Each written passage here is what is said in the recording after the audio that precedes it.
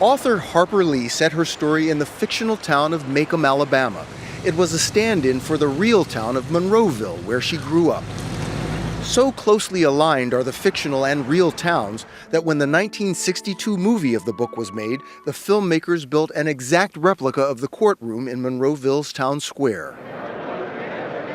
The novel is told through the eyes of 6-year-old Scout, as her father, attorney Atticus Finch, sets out to defend a black man falsely accused of raping a white woman.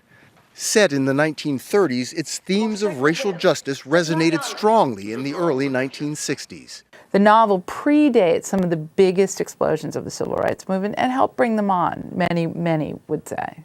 Mary McDonough Murphy is the author of a new book on the influence of To Kill a Mockingbird, especially of its heroine. I think Scout was a huge role model for women, and Scout growing up in the 30s was living a life that women in the 60s weren't even living. She could wear pants, she was allowed to.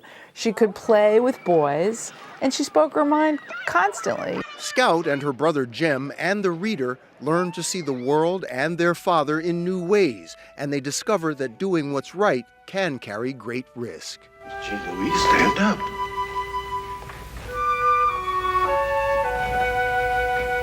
Your father's passing. Monroeville, still home to Harper Lee, now 84, is a magnet for Mockingbird fans from all over. Let's get her along. This weekend, there were walking tours. He was Macomb County born and bred. And marathon readings of the novel in the courthouse.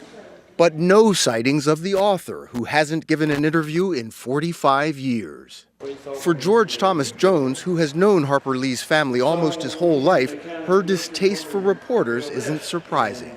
In the beginning, she gave interviews, and then most of the reporters asked such idiotic questions that she just got a belly full. Harper Lee never published another novel after To Kill a Mockingbird, leaving her millions of fans wondering why. George Thomas Jones says Lee has always given a simple answer. Frankly, I've got nowhere to go but down. Her readers, however, will always wish for more. Bill Whitaker, CBS News, Los Angeles.